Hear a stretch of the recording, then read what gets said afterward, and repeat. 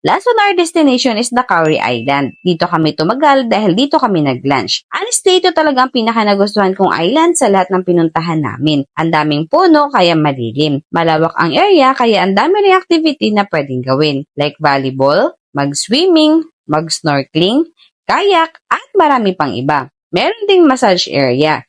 Pwedeng magpahenna tattoo, may tindahan, may buko station at marami pang iba.